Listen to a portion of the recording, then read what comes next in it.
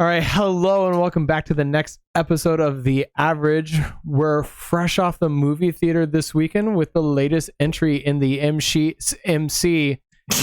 Let that slip a little bit. What? Nothing slipped. Great. We have Ant-Man and the Wasp: Quantumania. Ooh, colorful. That was more exciting than the whole movie. Okay. Very colorful. Anyway, yeah. Got a lot of thoughts about this one, don't we? So, fun fact, we recorded this immediately after watching it on Thursday night. Yes. And then we had some audio issues, so we're back again after having a couple nights to sleep on it. And let's just clear the air that it was probably best that we had some nights to sleep on this movie. Yeah, hopefully we've calmed down a little bit. Yeah. A little more fluent in what we want to say. Not quite as fierce as we were. I'll admit, I was very fierce. You were very fierce. Yeah, so I think it's probably best for everyone that I got to sleep and calm down a little bit. Not that my opinion has changed at all. In fact, if anything, it's definitely gone. Yeah, I think I can just express myself a little clearer now. Yes, exactly. So, without waiting any longer, let's dive in. So first, I'll give you a brief synopsis of the story. We open up on Scott Lang, the main character, the main reason to watch this movie, basically. Our beloved Ant-Man, and he's reading from a book, his memoir. Yeah, kind of going through his life and catching up with him. And what's happened since Endgame, and it's probably the best scene in the film. It's the best part of the whole movie. I've heard some people say it's pretty cringy. That's what I loved about it, because it did play like I was almost getting Adam Sandler comedy vibes.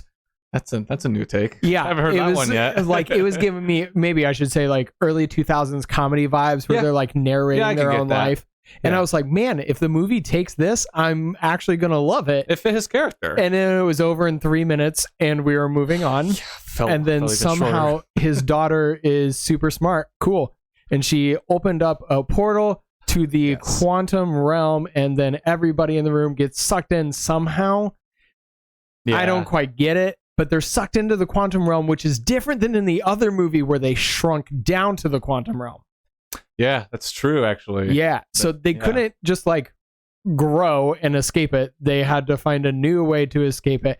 I don't quite get the science on that. I'm not a quantum mechanic. Now that you say that, I don't really understand like how that happens. Yeah, no, I thought about that. I was like, what actually happened? So anyways, it's worse for me. They're stuck in the quantum realm, and they got to figure out how to get out. Basically. While they're down there, they find out that there's an evil emperor, a conqueror, if you will, in the quantum realm. And he is after Ant-Man because Ant-Man is from the surface realm. So it's really some deep writing. Really just I'll wait till we get to the score. Yes, but that's it. They get sucked in the quantum realm. How do we escape? Obviously, basically by beating the conqueror. Beating the conqueror, but I'm still not sure how they actually escaped the quantum realm. So let's dive in. What did you score? That's fantastic and original story. As I look at my phone here for the score, I gave it a 2 out of 5. And even after sleeping on it, I think I still will leave it at a 2 out of 5. Not comfortably, but I will. The story for me was bare bones, kind of like what he said. It's pretty straightforward. You're kind of catching up with Ant-Man at the beginning of the movie, and it's the best part of the whole movie, arguably. Not even that. It is the best part of the whole movie. And after that, it just becomes this adventure into the quantum realm. It's a family adventure, basically, without any of the family part. I also am getting ahead of myself. I'm sorry. But bare bones wise, I could follow the story. I understood what was happening. We'll get to it later in probably the script, but you can kind of go into it a little bit with the story. My biggest critique of this movie's story is that the way in which we get to the end of the story from the beginning of the story, there's a lot of crap that has to happen for no reason that doesn't make any sense. There's MacGuffins that kind of fill in very huge plot holes that still doesn't make any sense. Like, it's not a huge spoiler, but they get into the quantum realm and people speak like different languages and stuff like that, and like they can't understand them, they can't understand us. kind of thing. But then they take like this quote unquote secret sauce, basically, and all of a sudden, like everyone speaks English and they all speak with that the ooze, drink the ooze. It was so stupid. But yeah, everyone can all of a sudden just understand each other, and they all have that awful like Marvel quip, like. But that is a sci-fi. I don't want to say trope, but like, Hitchhiker's Guide to the Galaxy did it with the babblefish in your ear. But isn't Hitchhiker's Guide to the Galaxy? Wow, I fumbled that one. Yeah, you did. Isn't that movie also a spoof? It's not really a maybe not a spoof per se. It kind of is mocking sci-fi while also being sci-fi at the same time, kind of like the Scream of sci-fi. So like you expect something like that at least at some point in the movie. Like, and it's played up for comedy, and so like I didn't have a major issue with the ooze because I was like, this is often used in sci-fi to get people to communicate, and with the comedy route, but it still just felt like real quick. Well, yeah, and I think that's my issue with it. It's not like one of the huge issues. The more I thought about it, the more I'm just like, that was so stupid. Like to get to the point where, and okay, maybe it wasn't just that, but it was also that, again, we go back to the same thing that Marvel has, which again, we'll go into script later, but also that everyone talks and acts exactly the same. There's no personality difference between anyone. So all in all, the story was super bare bones, and I just hated how there was always this little thing to push the plot forward that really was just a convenience for the script writing at that point, and it just really bugged me in the entire movie. I didn't really find the story compelling in any way. I thought it was super boring, and outside of the first 3 minutes you get with Scott doing his narration, that actually was enjoyable. I don't know if it was funny, but it was enjoyable. Yeah. Like it gave me a chuckle maybe, but outside of that, the story is pretty... It warmed my heart, and then my heart froze. So yeah, it was pretty bad. Anyway, your turn. So I'll give my score, I gave it a 3, because in a lot of ways it actually reminded me of vintage Star Trek, or the Star Trek Strange New Worlds on Paramount. Yeah, because it did kind of like the whole premise of getting sucked into a realm that you have to figure out a way to escape. It's not exactly original. No. But it's been And I don't fault the movie for that. Like, yeah. It's been done before. It's done in almost every Star Trek episode, like exploring a new world. Yeah. And so I gave it a 3 because it has potential. Like all of the elements are there to tell a better story than what was told. Right. After thinking about it more, I realized that this feels like a trilogy, and we're getting the Cliff Notes. What, didn't you make a comment that they wanted originally this movie to be like 3 different movies? This one was the trilogy capper for Ant-Man, but it's also the prequel to the Kang saga. Right, exactly. In the Avengers. I thought you made a comment like the director or someone wanted to make this movie into like 3 separate movies and make it like a trilogy of movies. Maybe no, I don't think it was this one. Okay, but like it definitely has those story beats that feel like that. Oh yeah, totally. And if I had more time with each of these characters, like I was bored the first hour. But if you had structured the story differently, you were the lucky one. Well, if you had structured the story differently, telling the same story but just different beats in different places, and then building to the climax that they had, would have been more rewarding than skimming over it in a quick 2 hours and there we go. Right. It felt like a Cliff Notes version of a better story. Yeah, that's where I take off my 2 points. Okay, that's fair. Yeah. So yeah, anyway, we got next on the list character. Would you like to start us off? I can start us off. I thought a lot about this one. I know, me too. So character, I gave it a 2 out of 5. And this has become problematic of Disney as a whole, not just Marvel. So the one thing that immediately stood out to me in this movie is once we arrive in the quantum realm, we're immediately given Ant-Man's cast of characters that are going to play out the rest of the movie, and they feel almost exactly like Thor's characters from his last 2 movies. We have the Valkyrie-esque female warrior. Oh my gosh, yeah, I didn't even think about that. We have the Korg-esque muscle super robot. Annoying and super full of himself director who thinks he can play his... I'm sorry. Listen, I know. I'm sorry. I actually like him. I know you like... I like Jojo Rabbit was one of my favorite Jojo Rabbit movies was awesome. of that year. I thought it was great. I just think he can be very full of himself. I think Love and Thunder might have phoned it in a little bit. It was awful. But we have almost carbon copies of characters from Thor's movies that are now Ant-Man's followers. I don't remember a single one of their names, but we had the comic relief character. We had the muscle-bound, like, robotic assassin character, and then we have the female warrior character. Yep. And they're all part of Ant-Man's troop now, but they don't last anything longer than this. I could see them showing up in like Ant-Man 4, just like Valkyrie showed up in Love and Thunder. So I was like, immediately that's unoriginal to me. Terribly. It feels like we're borrowing from something else. And then the other aspects of this, like Kang is fantastic as a villain. They brought him in. He's one of the more, even if this was his only movie, he would be one of the more memorable villains from a Marvel film. Mostly because of Jonathan Majors' performance. That dude phones it in. Yep. He's a dude. You mean he doesn't phone it in? Sorry. I mean, take that as you will. But he, like, Kang is interesting, and Ant-Man, unfortunately, is not interesting, but we love him because of what we've been through with him. Yeah, I mean, this is Paul Rudd at this point. Like, you just can't help but we love just like his Paul character. Rudd. So, like, I'm here for Paul Rudd. I'm here for Paul Rudd and Kang. But the problem that Disney is suffering from lately is, I've run into this with a lot of the Star Wars content. Right. Like, I just read one of their young adult books. Mistake. Because what they're doing is they're trying to introduce all these new characters, which is fine. But they're giving us zero reason to like or care or relate to these characters. There's like no foundation to any. These characters are basically, like, we talked a lot about it, where like all these new characters that they're bringing in for like this new the next like Avengers, basically, because obviously these actors are getting old from the older Avengers, right? And they need to be replaced. There's an obvious passing of the torch that should happen. That should happen. And we're not saying it shouldn't happen, but it's the fact that it just kind of feels like you're taking one off their pedestal and putting the other on there without any of the buildup that those first characters did have. Right.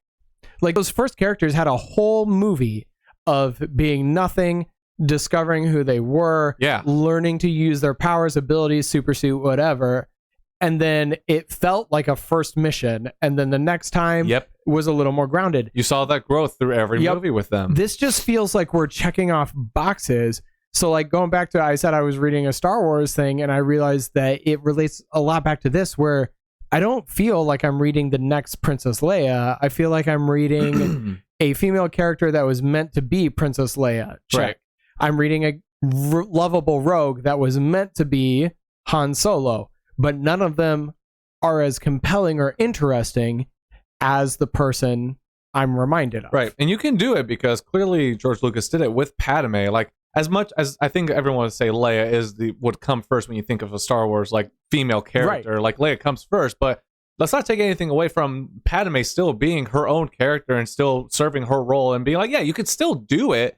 She is the Princess Leia. Like, she freaking ran Naboo, and she then came into Coruscant and like fought against all the like bad politics that were going on there. She was a great character. Yeah. Well, and I also think even bringing this back to Marvel, it's been done better lately with Hawkeye. Like, Kate Bishop's character, we got to know her family. We got to know why she appreciated Hawkeye.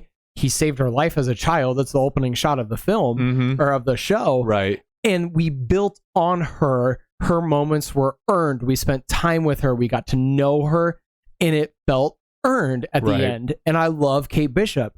But in this movie, they try to shoehorn in some of the newer characters, and it just doesn't feel earned. And by new characters, we mean Cassie. Mainly Ant-Man's daughter. And we'll get there. Don't worry. I have a whole list ready. All right. So why don't you... That's my thought on character. Like, really, the lovable characters here are Kang and Ant-Man. Pretty much. And the rest of them are just checking boxes of similar characters that should be supporting cast. Yep. They're not memorable. So you basically... I mean, you hit it on the nail there with Scott Lang and Kang are the two people those are the only characters you care about in this movie, basically. At least that's how I viewed this movie. I mean, the pink little ooze guy. Nope. I liked him 2%. Nope. More than everybody else. Nope. Yeah, I gave mine a 2 out of... The more I think about it, like, I should give it a 1, probably. The characters suck. Not even Kang and my boy Scott can really carry this, so I gave it a 2. I'll probably just leave it there for now. But yeah, you said everything basically. I just want to go a little deeper of why I hated all these characters here. Well, I'll stick with the main cast that you spend most of your time with. Yeah, like Scott did great with what he was given. Or sorry, I keep saying Scott. Paul Rudd did great with what he was given. Sorry, not great. He survived with what he was given. He's just likable, and I love him. Like I said, Jonathan Majors did really good with what he was given as Kang. The more I thought about Kang, the more I'm just like, yeah, this was definitely like a test run for what they were going to do with Kang. I feel like they haven't figured out exactly what they want to do, and that's just a symptom of them having no plan for what Phase 4 and 5 were going to be. So I'll just kind of hang it up like, yeah, Kang is definitely this is a test run for who Kang is going to be. I feel like they haven't like tuned in those details yet. But yeah, he does pretty great for the most part. He commands your attention when he's on screen. I love that he doesn't fall into any like weird quips where they're like make a serious moment funny. Like he has a really good line of like, "Oh, were you part of the Avengers? Oh, have I killed you before?" It's like, ooh, he delivered that. That was pretty haunting. Like when he is threatening, he like he means what he says. Like, and he says it so gently and like, but like I've called the Avengers. They're coming for me, and he's like, have I killed you before? Yeah, exactly. And he's like, he's just threatening. He does like, and you can tell like he's a sociopath like deep down because he has like those moments where he just rages out. It's like, yeah, this dude is like off his rocker. He is crazy and he will kill you. So yeah, he did well. Paul, I'm sorry you were a part of this movie. You deserve better. Paul, you deserve better. So anyway, not to the bad parts. Let's just get her off the bat right now. This movie was Cassie's movie. This should have not been called Ant-Man and Wasp. It should have been called Ant-Man Jr. Ant Girl Jr. Ant Girl Jr. Ant Girl. Yeah. So what's the actress's name? Catherine. It's Catherine something. Can't remember off the top of my head. But anyway, she plays Cassie, which is Ant-Man's daughter in this movie. And isn't it Catherine Newton? Yes, Catherine Newton. That's what it is.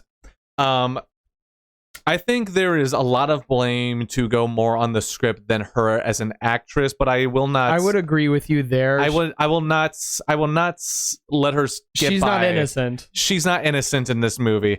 I would love it if she would learn to make physical emotion at any point in this movie, period.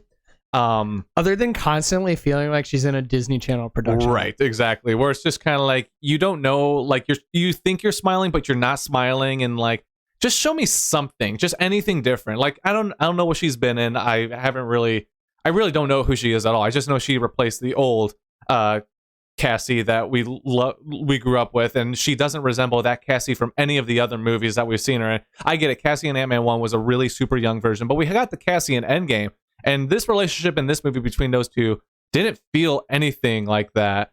What?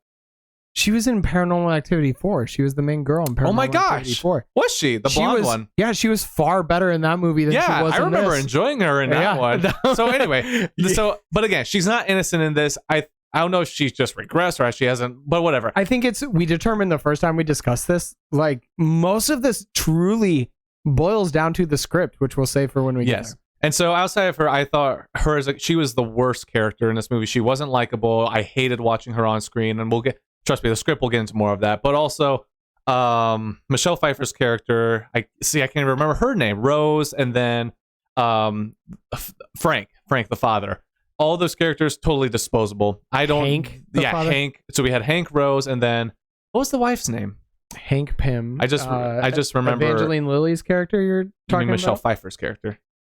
Oh, Michelle Pfeiffer's character. Yeah, because Rose was what her name? I can't remember it already. But yeah, all of their characters were very disposable. And Janet, that's what it was. Janet Van Dyne. Those characters are disposable. They're all annoying. I did not care for any of them. We'll get into it in the script. Let's move on. Yeah, it was rough. Yep. Anyway, what's next? Okay, so next we have music and sound. So moving into music and sound, there's really not a whole lot to say about this one. Mine was a 1. Bryce gave it a 1. I gave it a 3. Yeah. Because to me it was adequate. It did its job. It wasn't memorable, but it wasn't noticeably bad. So I give it a 3. Yeah, I mean, I'm basically the same idea with that, but I think I mentioned it before, where it was like I'm just kind of sick and tired of this, what feels like the same song for every single superhero movie at this point. And it's just I made the comment that I wonder what would happen if they just took the music completely out of this movie at times and just let it be silent and whatever was happening. And I think it probably would have been even better than what we got. And so while I agree mostly with what you were saying, I think I'm just sick and tired of the same thing. And there was nothing memorable about this music at all. I don't even really know if it served a purpose, honestly. And I don't really want to go against. I'm not saying this is anything against the composer of the music, because I'm sure he did his job. And if anything, like you said, he probably did it with only like a week left till the movie was like supposed to be ready to go. So, well, what's interesting is the music. This is one. It looks like it's one of the few Marvel productions. He did the music for Ant-Man. He did the music for Ant-Man and the Wasp. He did the music for WandaVision and Hawkeye. Interesting. And as well as this one. And then surprisingly, he did music for the upcoming Shazam! Fury of the Gods. Okay. Well, which I had my hopes up for that movie. So I mean, that see. universe is destroyed, so it doesn't matter. But anyway. Not entirely. We won't know until we watch The Flash. Anyways, so there's not a whole lot to say about the music. Let's move on to the next one. What's the next one? Next one we have editing and special effects. I can kick us off. Yeah, go ahead. I give us a 3. Marvel has fallen into the trap where they rely so heavily on CGI, but they're not using it intelligently. They're just using it because they can. And they started... It's become a crutch for them. Yeah. So people used to criticize like, oh, Zack Snyder's Justice League movie had way too much CGI, blah, blah, blah, blah. But now you can't make that argument and still say like, oh, I loved Ant-Man, but I hated because of the CGI, because this movie was 75% green screen. Probably even more than that. Maybe more than that. And Marvel has just gotten to a point, they started using the digital sets or digital backgrounds. Yes. Where they have a projection of what it's going to look like on a screen. But I found that every movie that they use that in, so I believe they started it, the first movie was Thor Ragnarok. That makes sense. And you can notice it a little bit. Oh yeah, it's very noticeable. But the first time that it really like paved the way was they started using it in The Mandalorian. Where it works in The Mandalorian is the Mandalorian is supposed to feel like an old TV Western. Yeah. Where they had painted backdrops. Mm-hmm. Yeah. And so it works in The Mandalorian, but it does not work in the quantum realm where I'm supposed to be wowed by what I see. And instead I'm just underwhelmed by half-baked planning. Mm-hmm. It feels, I mentioned the first time that like this quantum realm, even though it's super small, they still want you to think it's huge. They still try to make it feel huge. Yeah, exactly. It feels like an entire universe, they say, right, under what we know. But I still felt cramped and claustrophobic. The sets are small. Almost like you're in a box the entire time. Yeah. Like, it's like those video games where like it looks like it's a great big world, but then you try to go outside of it, and then there's that invisible wall that blocks you every time. Yeah, and there are moments in this movie where the textures are off. So one of the characters that we see in the trailer, MODOK, is in it. Oh, and gosh. I missed him in the character section. He's an awful character. Terrible. He bombs so hard in this movie. It's not even funny. I think he looks terrible. He looks like they filmed the guy through a fishbowl full of water. Yeah. And then just dropped his face on there. But then they forgot to add texture on top of it. So his skin looks stretched and smooth, and it doesn't look right at all, and it takes you out of it. MODOK could have been one of those saving graces of this movie, and he made the movie that much worse. He was awful. Yeah, it did not work. And there's other moments that they just feel like CGI flexing their muscles, or when they like switch their helmets on and off. Oh yeah, it's like, why are you doing that? Yeah, Scott will just like flick his head back, his eyes, and it just like goes up. It's like I bet if you slowed that down, you have one frame there where that shows up, and basically his helmet's on. It probably looks awful. Yeah, and then there's other scenes with Jonathan Majors as Kang where he's just walking with his face mask on, blue mask on, and then he just takes it off. And like, there was no reason for either one. You could have had it on the whole time or off the whole time. And it just keeps happening over but you keep taking it on and off. It's like open and close, open and close, open. It's like so annoying. And it's more distracting, and it just makes you wonder, like, why are you using your CGI budget to do that? Right, exactly. Like, there's part of me to go with what you're saying. I was at a certain point questioning, like, I almost wonder if I'd rather him just not have the blue face anymore. Yeah. Like, just keep it, because like I was so used to seeing just his normal face. I'm like, I almost kind of want that more than the blue face at this point. Like when he first gets into his ship and he's starting to move and he puts the mask on, I'm like, that makes sense. Yeah, exactly. But then there's another scene when he's just walking around a building and he just like pop on, pop off, pop on, pop up. Like, what are you doing? It just got really annoying and distracting. Yeah, is the CGI in this movie? It's fine, but it's not like I don't love the Avatar movies, but their CGI is amazing. Yeah, and it's awe-inspiring. This movie is just whelming when it comes to CGI. It's like, oh, I've seen that before. What'd you give it again? Score? I gave it a 3. Okay, so I gave it a 2. And you said everything I was going to say, basically. Yeah, I was going to make the point that this again, like you said, this world is supposed to make you like believe that this is bigger than us. Like this is something that we don't know about, and it's within like the molecules of the molecules of the molecules, basically. Like whole new worlds exist in here. It's a whole new universe.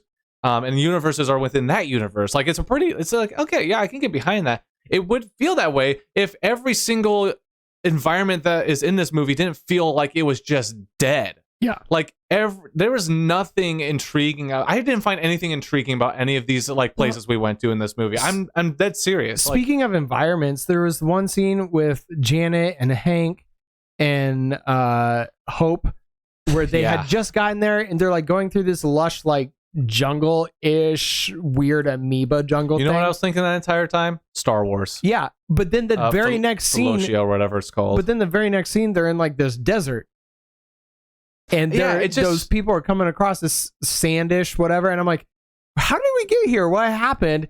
And it just felt like, oh, we're trying to show you how expansive everything is without making it feel real at all. Yeah, exactly. It's like, oh, let's just put a bunch of like. I made the point to you. It felt like they asked a classroom full of preschoolers basically to come up with some weird stuff, like to just creatures, places, like, oh, these buildings are alive. Oh, your buildings aren't alive. That's such a stupid line. And they're shaped like bongs. Yeah, it's like, that's so stupid. Like, I don't believe this. Like, I don't know if you're just like running out of ideas or you're just like completely bankrupt or if there's just no creativity. Like I don't know, like I just wasn't blown away by anything in this movie. Like it was boring. Like my eyes, it was more of an eyesore at that point because so much was on the screen. I'm just like, wow, everywhere all at once felt like it at least could restrain itself at times with how overwhelming it was. That's why I thought it was so masterful. Whatever. Anyway, I gave it a 2. There's parts where like their feet looked like they were floating. Like it just looked rough. It looked rough. Better than the trailer, so I'll give it credit there. And it wasn't, like you said, so horrendous. It wasn't She-Hulk bad. Yeah. Like, that's a whole nother level of bad. But yeah, I just didn't, I thought it was bad altogether. So, jumping into the script, this is where we really had issues. I gave it a 2 on the script. Every attempt at humor in this movie falls flat. No humor. This isn't a funny movie at all. No, but it tries to be. Oh, it tries so hard to be. That's what makes it more sad. Yes, it almost came off feeling sad. There were a couple moments that I chuckled. I wouldn't say I laughed. Beginning. Yeah, I wouldn't say I laughed. And most of those moments came from Paul Rudd being Paul Rudd. Yep, exactly. And I like him, and it was funny. But every attempt at humor fell completely flat. But like we've said with the script, everything that could have been important and could have made us care about these characters was skipped right over. Yep. Moved on to the next action point, the next plot point. Mm-hmm. Like, I couldn't even tell you why Bill Murray's character was in it. He serves no purpose in this movie. I'm dead serious. There's no reason for him to be in this movie except to give some very light and offensive like jokes and like storytelling, basically. Yeah, and it wasn't. And by that I mean the storytelling was incredibly light and the jokes were just offensively bad. Like I've never thought that Bill Murray wouldn't be great, but he probably just wanted the paycheck, and I don't blame him. It was a totally wasted appearance, but the script in every way is disappointing. It sets up Kang, and that's about the only thing that it does. But even then, like, we get a weak introduction to him in the first 2 minutes. Right, exactly. The opening scene. But then we get a much better introduction to him later. And I'm like, if you had started the movie with that, it actually might have had a little bit more weight through the beginning. Right, exactly. I would have much rather just not seen him till the middle of the movie at that point. Yeah. Because there was no reason for him to be in that beginning. It felt kind of like, why is this even here? Yes. It doesn't feel needed. The other main like driving force in this movie is Janet Van Dyne, who'd been in the quantum realm before. Right. But the whole time she's not telling anybody what. She's just like, trust me, I need to do this. And then everybody does. Reminds me of Last Jedi with what was the general's name or whatever with General Hux? Was it no, not General Hux, of the rebellion, the purple haired woman who just never didn't say anything. Yeah. Just know your place, and like that's what it reminded me of. I'm like, I hate this kind of character. Yeah, but she was the foil to Poe. I understood it there. There's no foil to Janet in this. Everybody just does what she says without question. And there would be a point in this when you're like, tell us what we're worried about. Tell us what we're running from. Exactly. And it doesn't happen. And then Hope's character is completely wasted. Yeah, she's not even in this movie, basically. You could take her out and the story doesn't change. She is boiled down to a laser-wielding female. That's it. She just pops in at 2 or 3 times to save Ant-Man by blasting her wrist lasers, and then they walk away. It's kind of disrespectful, honestly. It is. After you made the last movie basically her movie, yeah, and then like, oh, what? Now we're just going to cast off Ant-Man and Wasp for the new one? Yeah, like, I thought about it a couple of times. Like, there's one scene that made me quite mad in the theater when Ant-Man is struggling to accomplish something in what they call a paradox storm. Yeah, or whatever. Yeah, it was weird, paradox storm. But then he's trying to do something. He's been separated from everybody for a while. And then Hope swings in to save the day. And she just automatically knows what the mission is and what they're supposed to do because they accomplish it together in the next 2 seconds. Yeah, it's like, I don't remember you being a part of this conversation with Kang at all about what had to be done here. Like, that doesn't make any sense. It's one of the moments that like the script totally fails to create any significance. Yep. So yeah, I gave mine a 1. I'm going to go a step further than you with some parts that really like just rubbed. Like, I don't think I've ever been like this frustrated with the script before. I have been. I'm not going to be that dramatic, but I just want to point out one part off the bat that just rubbed me the wrong way from the get-go, which led to me hating these characters as much as I did throughout this movie. And it was at the very beginning. So Cassie's character is like this, I don't know, like this activist basically, and she gets arrested a lot. She goes to jail. So like when Paul Rudd's character Scott sees this in his daughter, it harpens back to his old days as a criminal and getting arrested and stuff like that. And so he's trying to have like a father-daughter moment, like at the dinner table with everyone, and like just be like, hey, what's going on? Like, I don't want you to be like in jail. Like, it's good that you're doing like the right thing, but like you need to be careful. You need to pick your battles. And then the entire group, like I'm talking about Cassie, I'm talking about Rose, Frank, and again Janet. Like all of them just start piling on top of him and beating him up for like, I don't know, giving a crap about his daughter's like future and whatnot. And it just rubbed me the wrong way and made me so angry. Like, what are you doing here? Like, this is his daughter. Who are you guys to sit here and ask him why he's asking these questions or like questioning his daughter's choices? And I don't know. I just found it incredibly disrespectful as I don't know, just like he's a man who's been to prison. Yeah, like this man, like, and he makes they're asking like, what have you ever done? And it's like, are you kidding me? He literally was the reason Endgame had a reason to move forward. Well, and he says, I saved the world once, and then they mock him for saying that. Yeah, they mock him for saying it. It's like, oh, well, there's still people hurt today. You know what? I just wanted to say, there's always going to be people hurting. Using that as your excuse for this conversation is such a weak-minded, like, comeback for that, like, retaliation. Like, I don't know, it just rubbed me the wrong way, and I'm getting like super like angry about it now, just because I think it was such awful writing. It was pretty bad. Yeah, and again, that goes into Cassie's character throughout this whole movie. She is just the most unlikable douchebag I've ever like witnessed in a Marvel movie. So you bring up an interesting dynamic that they didn't touch on at all.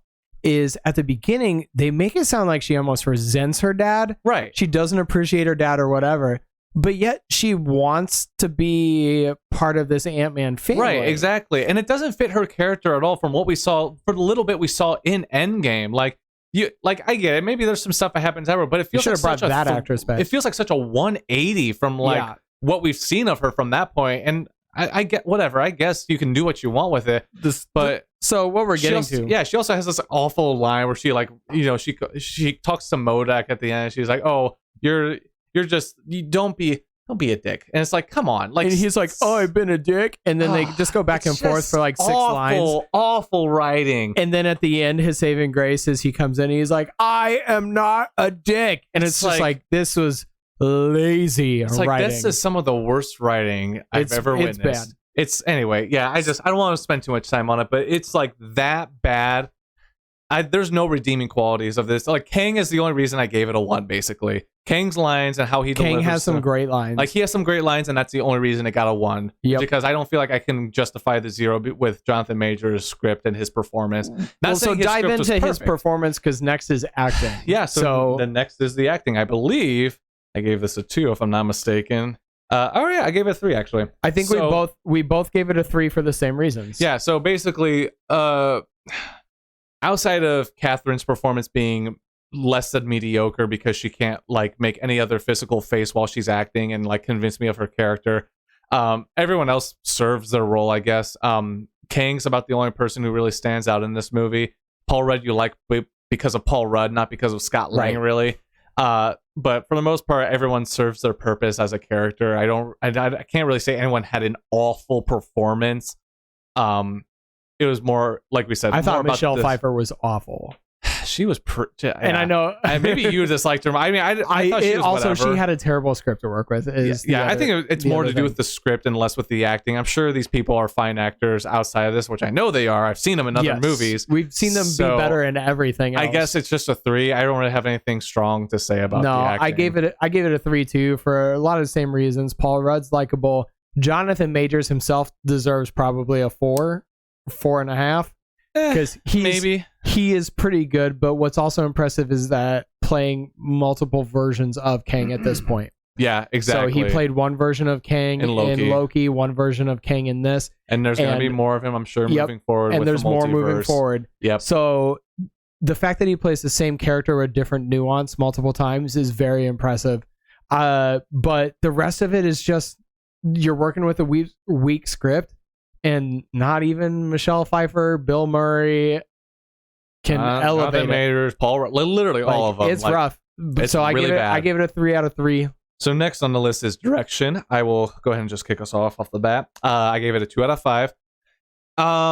Yeah, this movie was just. I don't know why half the stuff happened in this movie. Not even. I don't know why anything happened in this movie. Like, again. Bare bones, I see what from beginning to end where they were going with this movie, and because there just so happened to be things that happened in the movie, we could further the plot. So we got from the beginning to the end in one piece. Like the ants living 1,000 years in a day. Oh my gosh, that was so stupid. That's another thing. I don't even understand what that.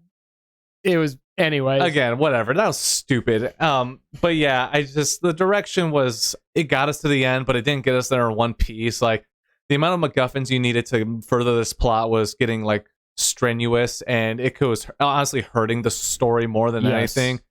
You get to the end, and I guess you've survived. That's all I can really say. So, I mean, whatever. I mean, it's totally forgettable, and I feel like there was way these scriptwriters probably felt way more directionless throughout this movie than they felt like they actually had something here, and that's how I felt. So you're probably going to leave this story feeling a lot more like you got lost and you somehow found your way out through luck. And yeah, 2 out of 5. So I gave mine a 3 because I didn't think it was particularly bad. I also didn't think it was particularly good. Marvel at this point, they put so many restrictions on what a director is able to do that I don't know where to criticize the director or where to criticize Marvel themselves. Right. So I gave him a 3 for the benefit of the doubt. But I will say that Peyton Reed is classically a comedy director. Yeah. Mm-hmm. That's everything that he's done, because even Ant-Man would be comedy up until this movie. But everything he's done is comedy, and there were moments that I felt like this was a comedy director trying to make an action movie, and it didn't work. Yep, pretty much. So yeah, what's next? So the It Factor. Yep, go ahead. You can kick us off. So because this movie is, I think this is the final movie of Phase 4. I thought it was the beginning of Phase 5. Maybe it's the final Phase 4. Or is it the beginning? I don't know. All I know is we're into the next phase, basically. And it kicks off, it's really the prequel to the Kang Dynasty films and right, exactly. in Avengers. Because of that, I give it a 3, because it is supposed to have some significance overall. that is the main reason people like Ant-Man, but that's the only reason we went to see it. Yeah, that's really the only reason we went to see it, is because this is supposed to have major ramifications later. But other than that, I mean, this movie is failing to impress across many boards. So yeah, you were way more forgiving than I was. I gave it a 1. I found nothing significant about this movie at all, even leading up to it. Like, yeah, they're marketing it how they market all their Marvel movies. There's nothing special about it. Like, the only reason you are into this movie, I would say, is if you know who Kang is. Like, but guess what? I'm pretty sure your average moviegoer who got into Marvel has no clue who Kang is. I didn't feel any of the weight of this movie going into it. I didn't feel it in the movie. I didn't feel it after the movie. There's nothing in this movie that makes it stand out from any other Marvel movie, let alone any other movie outside of Marvel at this point.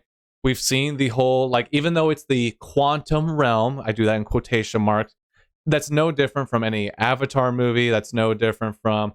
in fact, it's far worse than... Like, it's even far worse than that. Like, Avatar did this, and it did it way better. Like, the world of Avatar, I felt, as bad as the story and script in that movie was, at least you can enjoy watching it and looking at it, because it was genuinely a gorgeous movie to watch. And yeah, outside of that, like, the quantum realm is not significant in any way. I've seen it been done better in Star Wars and Star Trek, and like I said, Avatar. Nothing special there. Kang, I get it, he's the next Thanos, but I don't feel any of that weight that I felt leading up to Thanos throughout the first 3 phases of Marvel. So as much as I want to get excited for Kang, and again, as much as I liked Jonathan's performance, I don't feel any excitement moving forward. In fact, outside of this podcast, I don't see any reason to like go see these movies at all. Yeah, I'm struggling with that same thought. Like, yeah, it's not worth the price of the ticket at this point. It's a 1 out of 5 for me. So overall, my entertainment value, I give it a 5, which brings my full score to a 27. So I gave it a 5, which 27 is, I considered it an okay movie based on my score. And I think I'd stay by it's an okay movie. I don't... You 17. No, sorry, I was just counting it up again just to be sure. Okay. So it says 16, so I was going to count it up again. Oh, maybe. So by the way, I got my entertainment was a 2, and I got a 16 out of everything, just because he saw me counting it, and I was like, I was just making sure, because I saw 16 and he said 17 before. I was like, okay. You're right. So anyway, keep going. Overall, I had moments that I was entertained. Kang was on screen, and I found those entertaining. Yeah, totally. Like the showdown that happens at the end of every superhero movie, I actually was on the edge of my seat on that, because when these characters are going toe to toe, I was invested in how that was going to end. But then it did end, and I was left underwhelmed and just like, well, that felt cheap. Right. And so overall, like, Paul Rudd is always great to watch. Even Paul Rudd has now proven that in a bad movie, he is still good to watch. Yeah, he's entertaining. I still enjoyed him. Kang was good. I gave it a 5 out of 10, 27 overall. It's an okay movie. Yeah. So I gave mine, like I said, 2 for entertainment. I found absolutely almost close to 0 entertainment in this movie. Like you said, Kang's fun to watch on screen. That's outside of the opening section with Scott doing his narration. I had like no fun watching this movie. Like, Tim's probably more aware of it, but like when we're watching movies and it's a bad movie, once I'm at the point where I'm like, this movie sucks and I'm over it, like I start cracking jokes in the middle of it and I'll start making fun of it. Like we went to see this movie alone, and there was no one in the theater. It was just him and me, so we really got to like kick back and like really relax while we watched this one. And just for reference, when we saw Multiverse of Madness, like we were talking and joking that entire movie. Like we just kind of let loose and we're just enjoying like the time we were having together watching and making fun of that movie.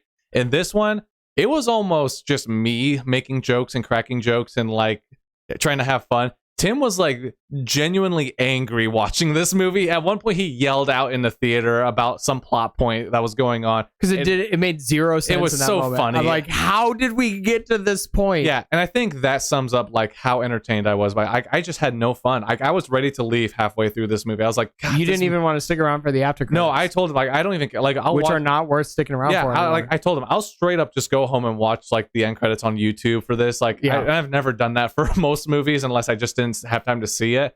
But yeah, I just had zero entertainment this entire movie.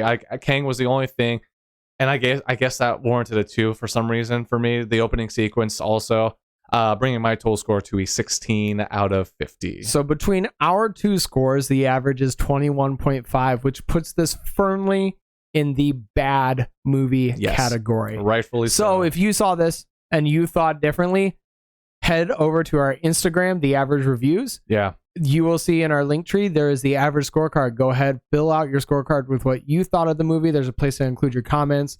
Let us know if you want us to read them. We'll be happy to read them. But let us know what you thought. We'll include that in our average to give others a better idea of if this is great for group settings. Right now. Well, yeah. And speaking of, so that group settings, like, what do you even think this movie's like watchable in? Like, I don't know. I know we're kind of give some final thoughts, but let's kind of put this nice little bow on this. Like, I think this movie is rough for group settings because at this point, any Marvel movie is rough for group settings. Anything Marvel at this point feels rough outside of Spider-Man, basically. Well, it fails on group settings because it requires you to know so much of the background before getting into this movie. Right. They reference so much that happens, and they reference it in this annoying, like, inside joke manner. The flashback sequences, that's something I didn't bring up. Like, where they kind of spoon-fed you, like, oh, that little twist or whatever. Like, that kind of just feels like why are you doing that? Yeah. Just in case you didn't see the first Ant-Man, this happened. So it might have been part of the criticism that people have had for Marvel, where you have to pay for Disney Plus now to get like the rest of the story for the TV shows that are going out. Like, you would have no clue what's going on in this movie if you didn't watch Loki, probably. Yeah. Like, and that's because that's when Kang was first introduced. And so maybe some of those flashbacks were like, oh, we kind of know not all of you will watch the Disney Plus show, so we're gonna kind of force feed you these like old things that happened to kind of catch you up on what happened. Like, yeah, like kind of like you said, like, this movie is not a good, like, there's never a good time to watch this movie. It's not funny enough to be a group. It's not funny enough to be a group movie. There are plenty of other better background movies that you would rather watch. It's way too boring in the first hour. The only reason you'll watch this movie is if you're gonna do what you did with the Infinity Saga and watch it from beginning to end, and you have to watch it. Like, otherwise, you're probably going to be like me and Tim, where we just sat and talked the entire time. We were not paying attention. If you're going to string together like every appearance of Kang, you'll go Loki, Ant-Man, Quantumania, and then whatever into comes the Avengers after that, films. which will probably just be Kang Dynasty. But that's the only reason to watch it. It completely fails as a trilogy capper for Ant-Man. Yeah, it's awful. Genuinely. And I hated Ant-Man and Wasp. So when I find a little bit more interest in that one than this one, you're doing something wrong. Yep. So, yeah, I guess that's our final thoughts. This movie sucks. Yep. I guess if you want to go see it, you can. Probably just wait till it's on streaming. Yeah, I'd say wait for streaming. I personally, we paid to see it in theaters, so you don't have to. Exactly. That's what makes us great, Tim. Yeah. We're doing a service for these people. Yeah. So go ahead. Yeah. Like, follow, send us your scores through that link tree on our Instagram. Yep, we got a lot of cool episodes coming up. We actually got some viewer request ones that are coming up here, so that'll be a lot of fun. And we do, as far as I'm aware, have we're gonna actually have some of their comments with that because of what they request, because of the movie they requested. Yep. So that should be a lot of fun. So yeah, like Tim said, follow us, subscribe, share with your family and friends if they like movies. Again, we want to interact with you guys, and what movies that you guys are watching, what we're watching. We'd love to hear what you guys have to say about that. So with all that said, until next time, we will see you in the next episode. Yep. Avoid those MCU films.